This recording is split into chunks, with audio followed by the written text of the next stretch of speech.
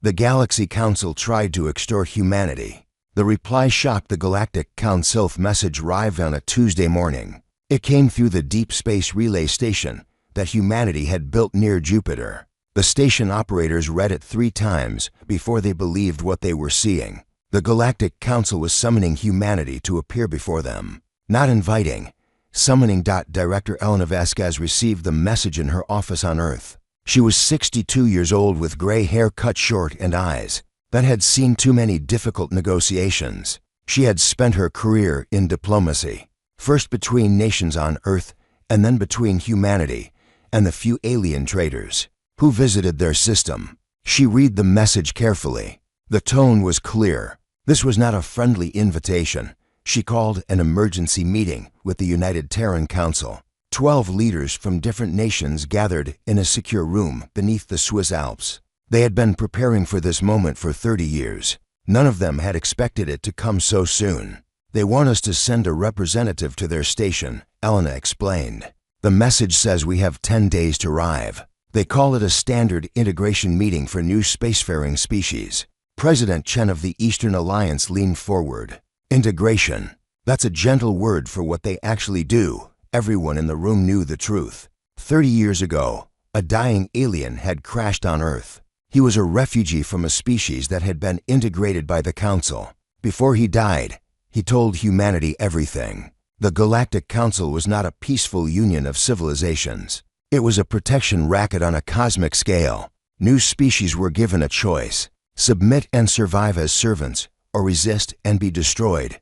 For 3 decades, humanity had pretended to be weak. They showed the galaxy a single-system civilization struggling to expand. They complained about resource shortages and population problems. They bought old technology from alien traders and pretended to be impressed by it. All of this was a lie. We knew this day would come, said Prime Minister Concuil of the African Union. The question is whether we're ready. Elena looked at the faces around the table. These were the leaders of a species that had nearly destroyed itself with wars and hatred. But the threat from beyond had united them in ways nothing else could. For 30 years, they had worked together in secret. They had built things that no one in the galaxy suspected. We're ready, Elena said. But I need to see it for myself before I face them. 3 days later, Elena stood on the bridge of the battleship Defiance. The ship was hidden in an asteroid field beyond Neptune. From the outside, the asteroids looked natural. Inside, they had been hollowed out and turned into shipyards, factories, and military bases. 17 battle groups were stationed here. Each group contained 50 warships. That was just this location. There were others scattered across uncharted space. Admiral James Okafor walked beside her. He was a tall man with dark skin and a calm voice that never wavered even in crisis. He had spent his entire career building this hidden fleet. Every ship is ready, he said. We have crews trained and supplies stocked for 6 months of operations. If you give the word, we can be in position within 48 hours. Elena looked out at the rows of warships floating in the darkness. Each one was designed based on the refugees' information about Council technology. They were not more advanced than Council ships. They were simply different. Human engineers had found weaknesses and built weapons to exploit them. The goal is not to fight, Elena reminded him. The goal is to never have to fight. I understand, Okafor said. But if they force our hand, we will end this quickly. Elena nodded. She hoped it would not come to that. War would cost millions of lives on both sides, but submission would cost humanity its future. They had studied the fate of integrated species. Those civilizations became permanent servants. Their populations were controlled. Their resources were taken. Their cultures were slowly erased. In a few generations, they forgot they had ever been free. She returned to Earth and prepared for the journey to the Council station. Her ship was a small diplomatic vessel with minimal weapons. It looked exactly like what the Council expected from a primitive species. The journey took 8 days through a series of jump gates that connected different parts of the galaxy. The Council station orbited a dying star at the center of their territory. It was massive, larger than Earth's moon, covered in towers and domes that represented the 12 species who ruled the galaxy. Elena's ship was directed to a small docking port on the lower levels.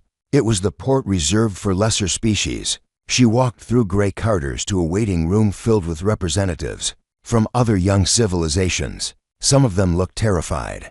Others looked resigned. A few looked at Elena with curiosity. Humans were new to the galactic stage. No one knew what to expect from them. After 3 hours of waiting, a door opened. A tall creature with blue skin and 6 arms gestured for Elena to follow. She was led through increasingly grand hallways until she reached the council chamber itself.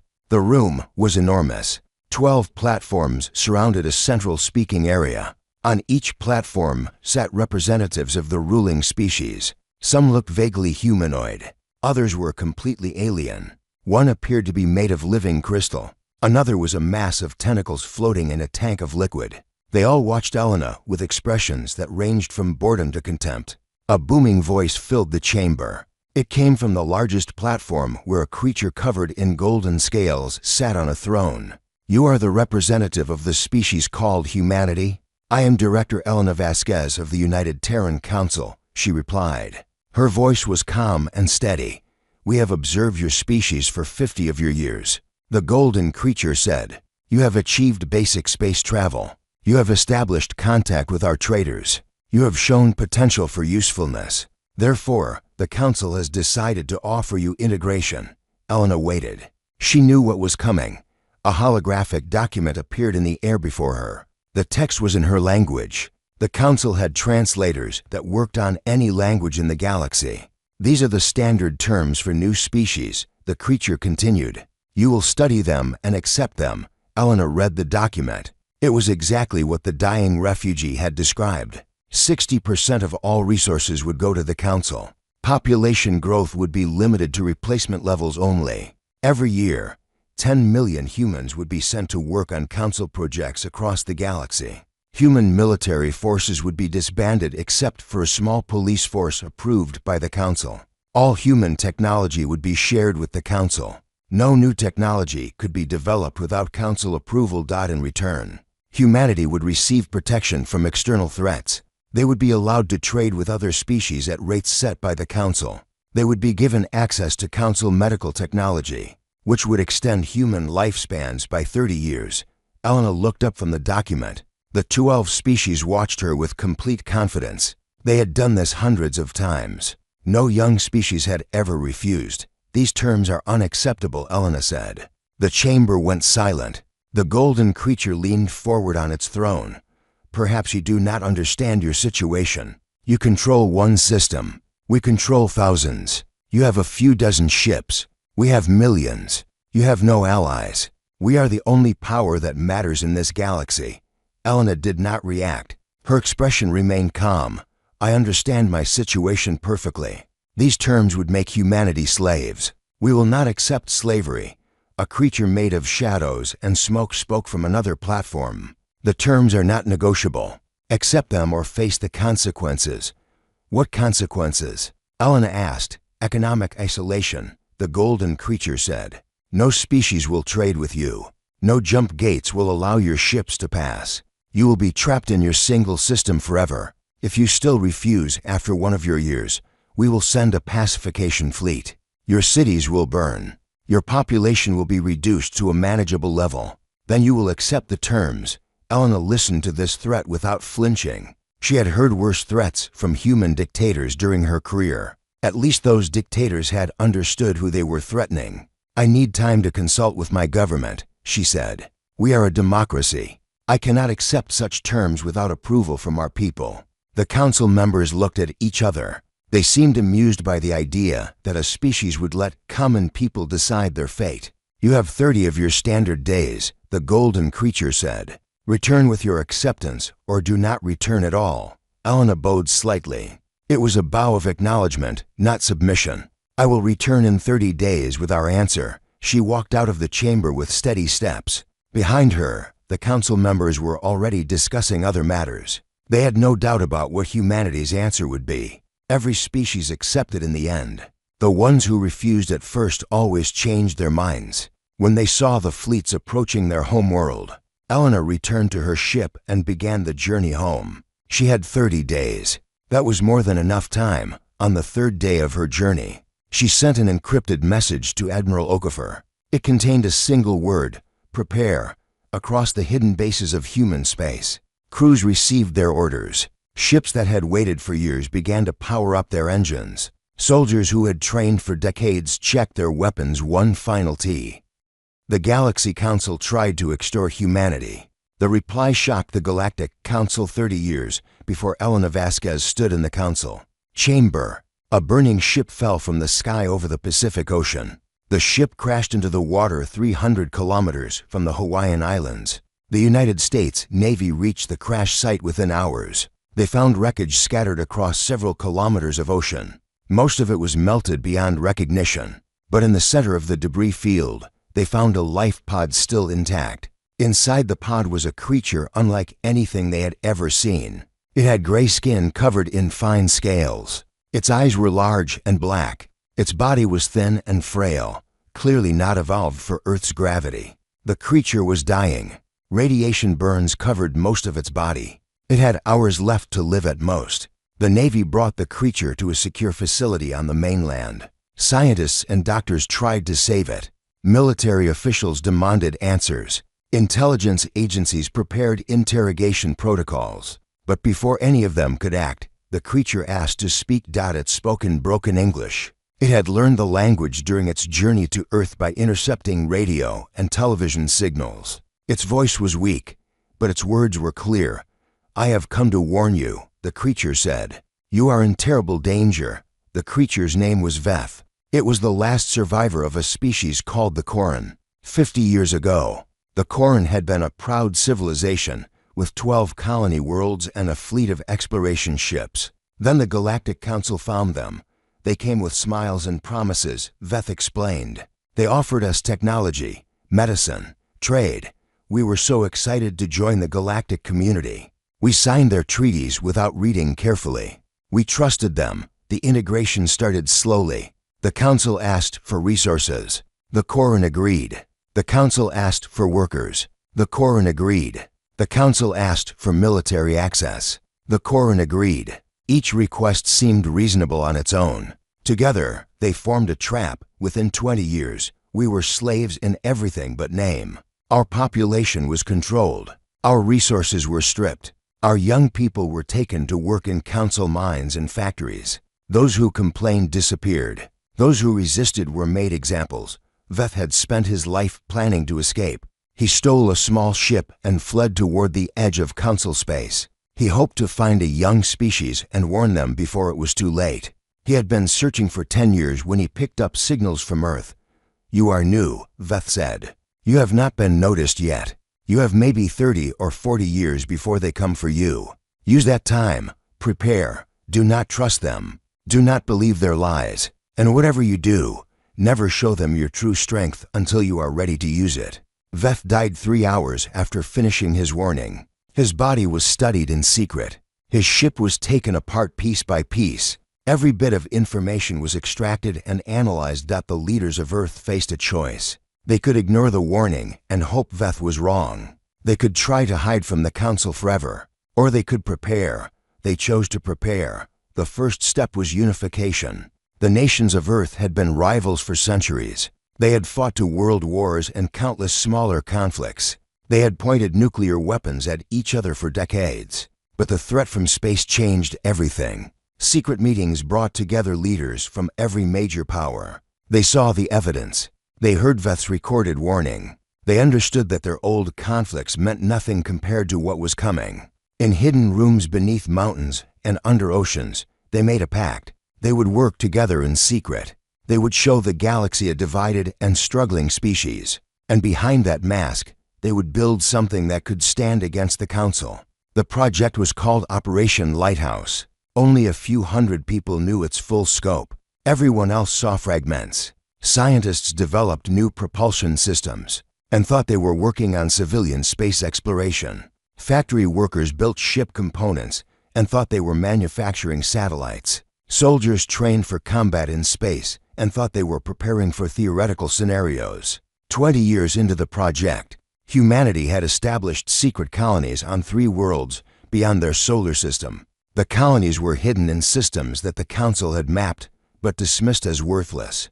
They had no valuable resources, no strategic importance. They were perfect hiding places. The shipyards came next. Hollowed-out asteroids became factories that could build warships in secret. The designs were based on Veth's information about Council technology. Human engineers studied the weaknesses and built weapons to exploit them. Council shields were strong against energy weapons, so humans developed kinetic projectiles that could punch through them. Council sensors could detect power signatures, so human ships used passive cooling systems that made them nearly invisible.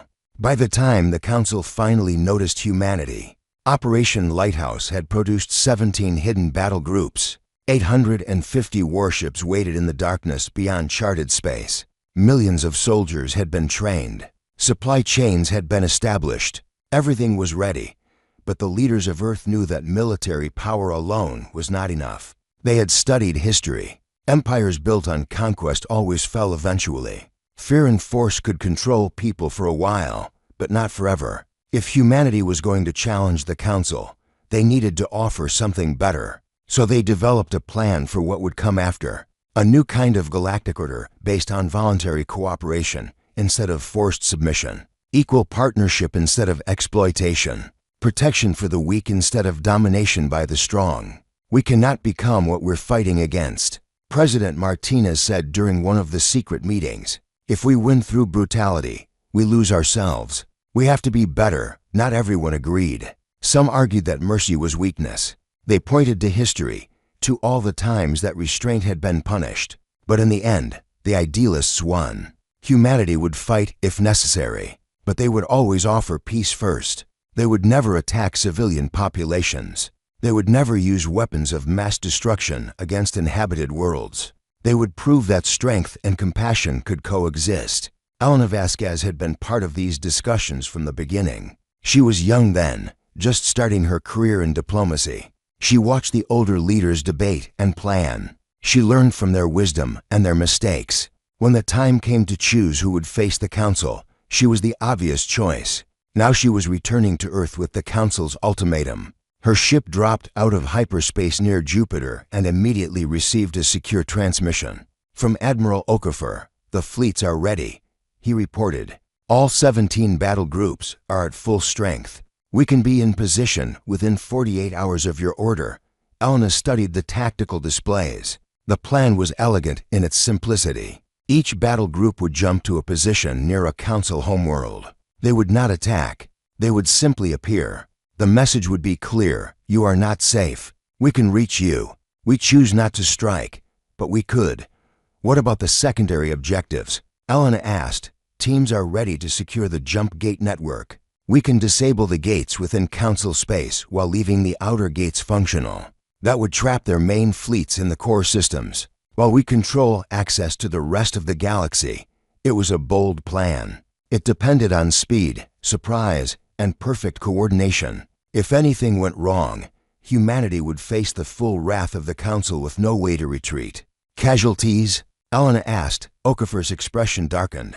If they fight, we estimate 50,000 dead on our side. Maybe more. Council casualties would be higher. Their ships are powerful, but their crews aren't prepared for our tactics. 50,000. Elena thought about that number. 50,000 families who would lose someone they loved. 50,000 empty chairs at dinner tables. 50,000 futures that would never happen. And if we don't act, she asked, then we accept their terms. We become slaves. Our children become slaves. In 3 generations, humanity forgets what freedom means. Elena closed her eyes. This was the weight of leadership.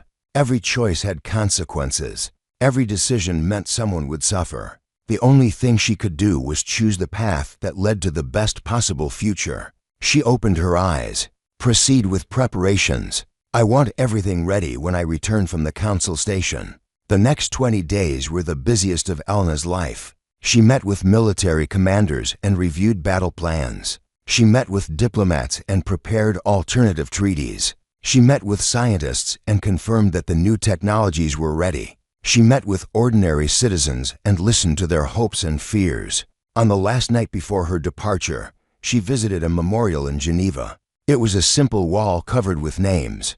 The names of everyone who had died in humanity's wars. Millions of names carved in black stone. She stood before the wall and made a silent promise. She would do everything in her power to make sure no more names were added. But if names had to be added, they would not be added in vain. They would die for something worth dying for. They would die so that others could live free.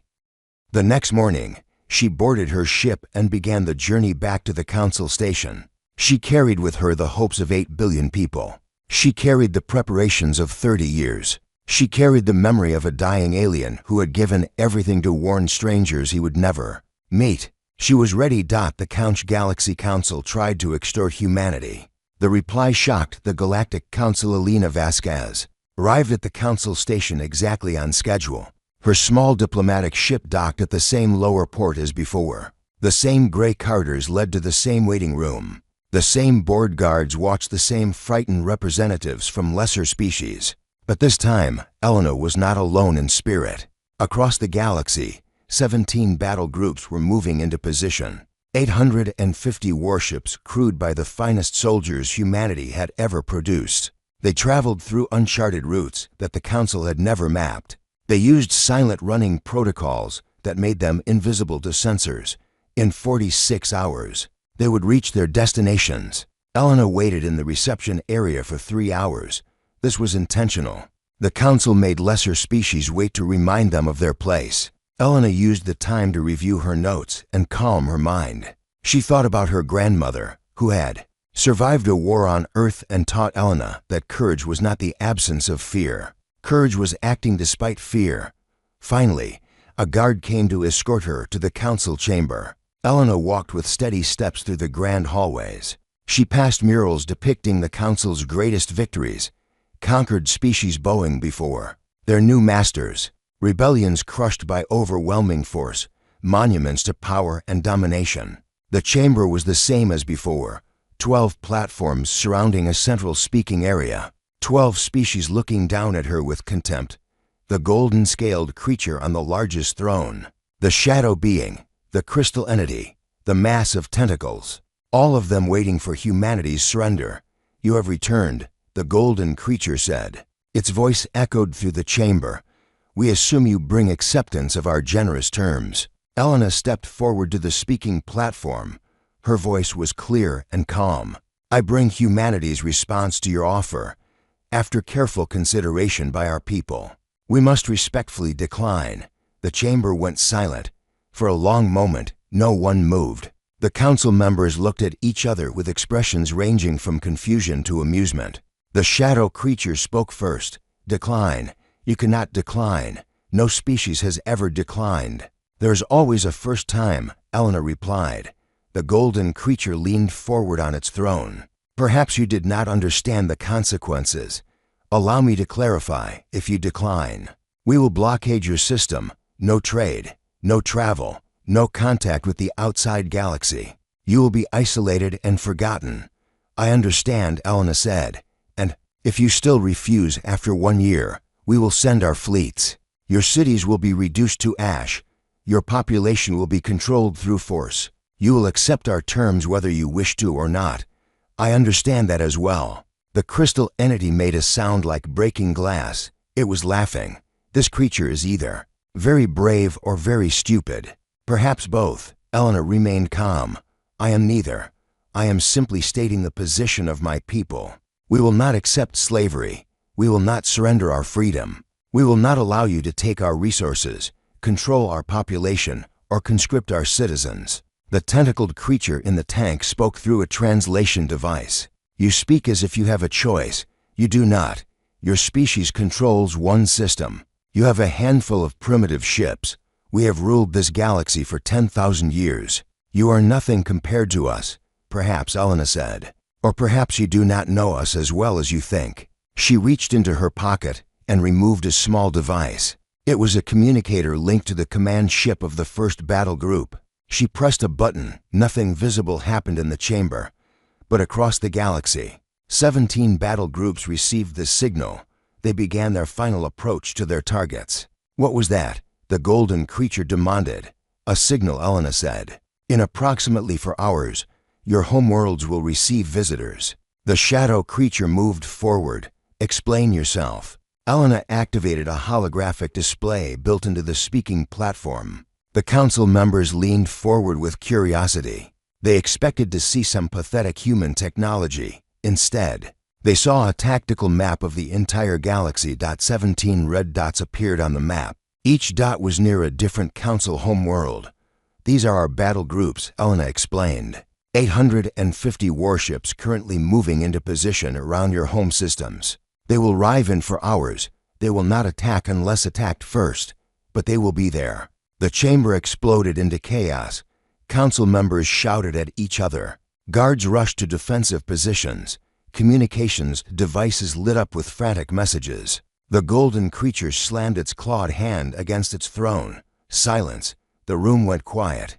The creature's eyes were fixed on Elena with an expression she could not read. You are bluffing, it said. Humanity has no such fleet. Our intelligence would have detected construction on this scale. Your intelligence detected what we wanted you to detect, Elena replied. A struggling single-system civilization with a few dozen ships and limited technology. That is the mask we showed you. Would you like to see what was behind it? She adjusted the holographic display. Images appeared of the hidden bases. Asteroid shipyards filled with warships. Training facilities on secret colony worlds. Factories producing weapons and supplies. We have been preparing for this meeting for 30 years, Elena said. Since the day a dying refugee from the Corn people warned us about what you truly are. We have watched. We have learned. We have built. And now we are ready. The crystal entity spoke. Even if this is true, you cannot defeat us. We have millions of ships. We have 10,000 years of military experience. You have surprised us, yes. But surprise is not victory. I am not here to defeat you, Elena said. I am here to offer you a choice. The shadow creature made a sound of contempt. A choice? You dare offer the Galactic Council a choice? Yes, the same choice you offered us. Listen carefully. Elena took a deep breath. This was the moment that everything depended on. The next words would determine the future of humanity and perhaps the galaxy itself. You can refuse our terms. In that case, our fleets will remain in position around your homeworlds. We will not attack civilian populations. We are not murderers. But we will blockade your systems the same way you threatened to blockade ours. We will cut off your trade. We will strand your fleets. We will let you experience what isolation feels like. She paused to let the words sink in. Or you can accept our terms. In that case, we will withdraw our fleets and begin negotiations for a new kind of relationship. Not master and slave. Partners, equals. A true galactic community where every species has a voice and every world is protected. The tentacled creature spoke. Why should we trust you? You have already proven yourselves to be liars and deceivers. We hid our strength because you gave us no choice, Elena replied. When the Corn were discovered, they were honest about their capabilities. You used that honesty against them. You exploited their trust and destroyed their civilization. We learned from their mistake. The golden creature was silent for a long moment. Finally, it spoke. You mentioned terms. What exactly are you proposing? Elena pulled out a small data chip and placed it on the speaking platform. The holographic display changed to show a document. A charter for a reformed Galactic Council, she said. Membership is voluntary. No species can be forced to join. All member species have equal representation regardless of how long they have been spacefaring or how many worlds they control. Resources are shared fairly through negotiated trade agreements, not forced extraction. Military forces exist to protect members from external threats, not to conquer or control them. She scrolled through the document. No population controls, no conscription, no restrictions on technology development, no interference in internal affairs. A judicial system where disputes are resolved through evidence and argument, not force. Protection for the weak against the strong. Assistance for developing species that want to join the galactic community. The shadow creature made a harsh noise. You expect us to give up everything we have built? To abandon 10,000 years of order for your naive idealism? I expect you to see the truth. Elena said, your order was built on fear. Fear does not create loyalty. It creates resentment. Right now, across this galaxy, There are hundreds of species who serve you only because they have no choice. They remember what they lost. They teach their children to remember. They wait for the day when they can be free again. She gestured at the tactical display. We are not your enemy. We could be your ally. Together, we could build something that lasts, not because species fear destruction, but because they believe in the cause, not because you force them to serve, but because they choose to stand with you. The chamber was silent. The council members looked at the documents. They looked at the tactical display showing human fleets around their homeworlds. They looked at each other. The golden creature spoke slowly. You have given us much to consider. We will need time to discuss among ourselves. Of course, Elena said. Take all the time you need. Our fleets will wait. She turned and walked toward the exit. Behi. The Galaxy Council tried to extort humanity. The reply shocked the Galactic Council chamber descended into chaos. The moment Elena Vasquez left, 12 species that had ruled together for 10,000 years were suddenly at each other's throats. The shadow creature, whose species was called the Vorn, was the first to demand action. We must attack immediately. Destroy their fleets before they can establish position. With what forces? The golden-scaled creature replied. Its name was Supreme Councilitex, and it had led the council for 300 years. Our main battle fleets are deployed across the galaxy. By the time we recall them, the humans will have complete control of our home systems. Then we sacrifice the home systems, the Vorn declared. We burn their homeworld to ash. Let them control empty space while we destroy everything they love. The crystal entity, whose species was called the Serum, made the sound of breaking glass again. But this time it was not laughing. Fool, their fleets are positioned to intercept any strike against Earth. And even if we somehow got through, do you think they would surrender? They have hidden colonies. They have resources we never detected. They would continue fighting while our homeworlds starve. The tentacled creature in the tank stirred its waters. Its species was called the Keth, and they were the oldest members of the council. We should have seen this coming. We grew complacent. We assumed all young species were the same. They deceived us, Vex said. They pretended to be weak while building an empire under our noses. Can you blame them? The voice came from a platform in the corner. The speaker was a small creature covered in soft brown fur. Its species was called the Malin. They had been one of the first species integrated by the council, almost 8,000 years ago. The other council members turned to look at the Malin representative. It was unusual for them to speak in council sessions. They were considered a minor species, useful for administrative work, but not important enough to influence policy. Explain yourself. Vex demanded. The Malin representative stepped forward. Its name was Elder Tova, and it was the oldest living member of its species. The humans did exactly what we would have done in their position, Tova said. They received warning about our methods. They knew that revealing their true capabilities would only make them targets. So they hid their strength and prepared in secret. It was the rational choice. The Vorn made a threatening gesture. You sound like you admire them. I do, Tova said simply. And so should you. In 50 years, they built a civilization that rivals anything we created in 10,000. They did it without conquering other species. They did it without strip mining their world.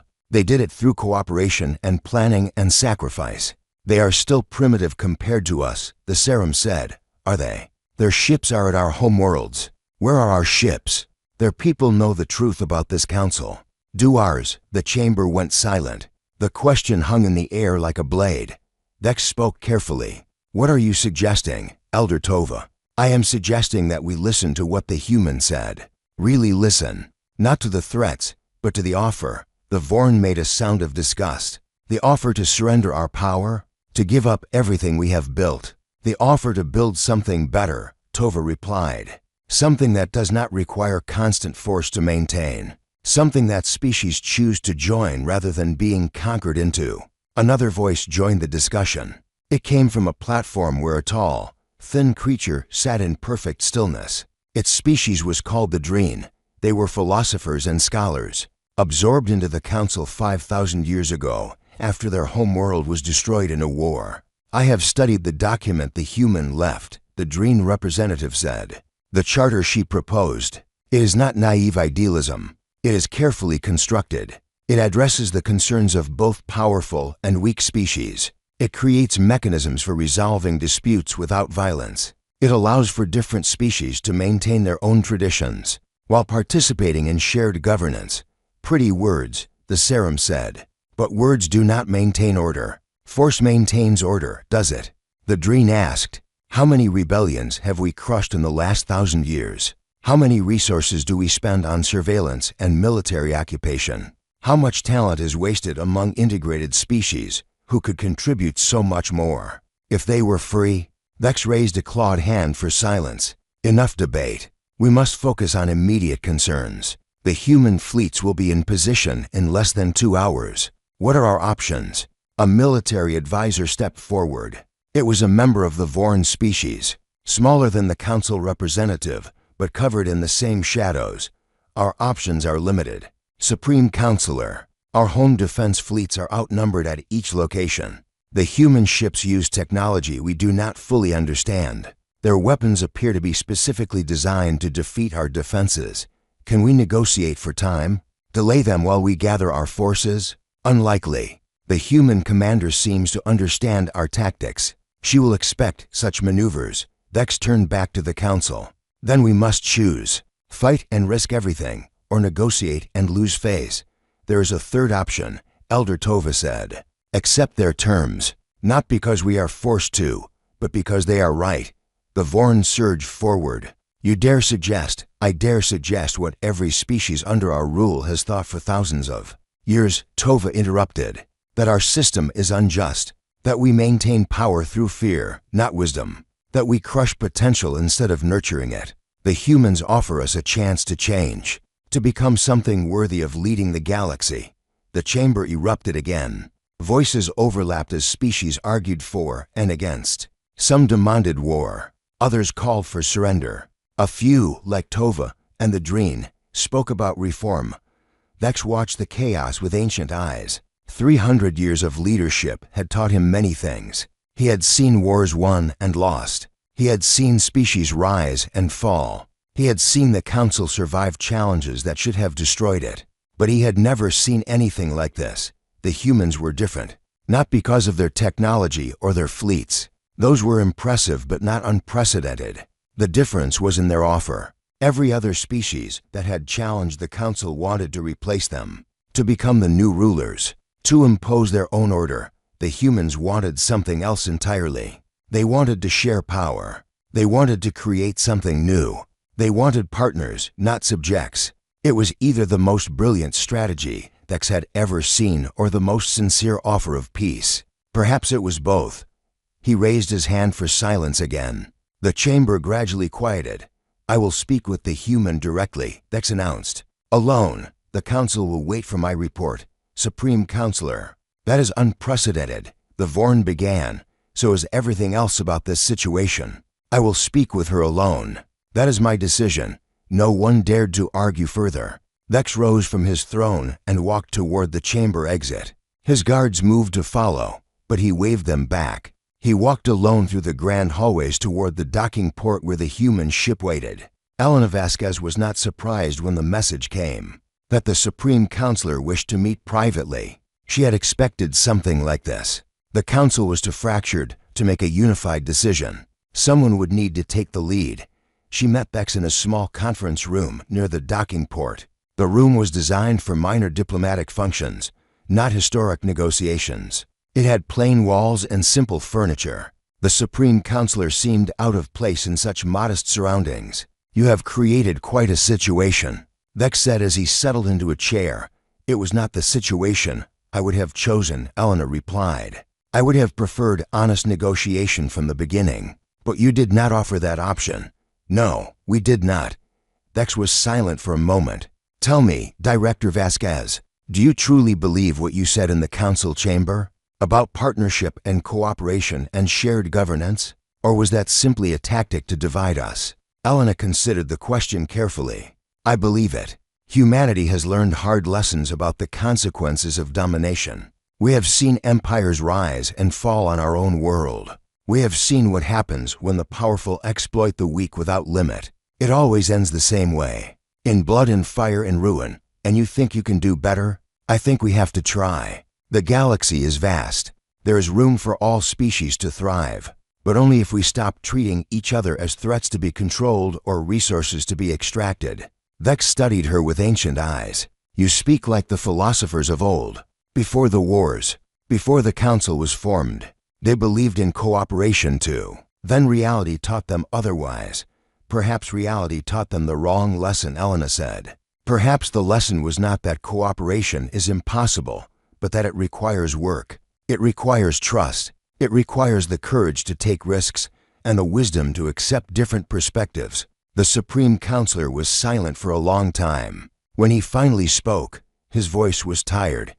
I have ruled for 300 years. In that time, I have made many decisions. Some I am proud of, many I am not. The integration system was not my creation, but I maintained it. I told myself it was necessary, that the galaxy needed order, that the alternative was chaos. He looked at Elena directly. Perhaps I was wrong. Perhaps order imposed by force is just another form of chaos, a slower, quieter chaos that destroys spirits instead of bodies. Elena felt hope stir in her chest. It is not Tove Galaxy Council tried to extort humanity. The reply shocked the Galactic Council. Council deliberated for 12 hours. The debate was fierce. Old alliances fractured and new ones formed. Species that had worked together for thousands of years found themselves on opposite sides. The future of the galaxy hung in the balance. Elena waited on her ship.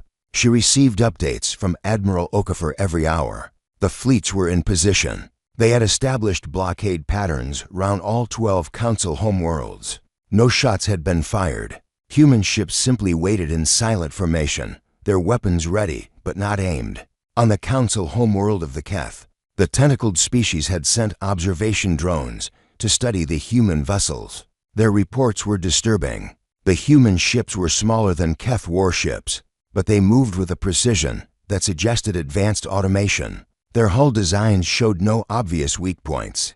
Their weapons systems were completely unfamiliar. The Keth military advisor presented his analysis to the Council. We cannot defeat them quickly. Any engagement would be costly. And even if we won, they have reserves we have not located. They could continue fighting for years. The Vorn representative was not convinced. We have conquered entire sectors against worse odds. Our warriors do not fear death.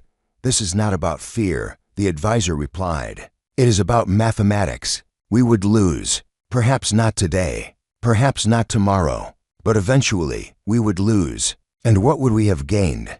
A galaxy of ashes. The debate continued. Supreme Counselor Vex listened carefully to every argument. He noted which species spoke for war and which spoke for negotiation. He counted votes in his head.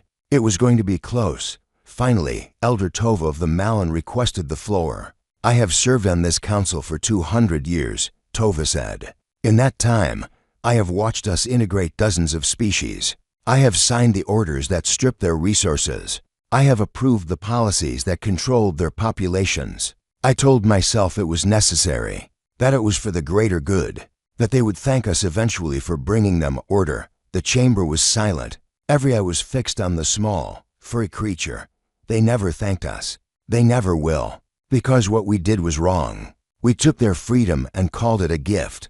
We took their resources and called it fair trade. We took their children and called it opportunity. It was a lie. It has always been a lie. Tova turned to face each platform in turn. The humans have shown us a mirror. They have shown us what we truly are. And they have offered us a chance to become something better. I say we take that chance. Not because we are forced to. Not because we are afraid. But because it is right.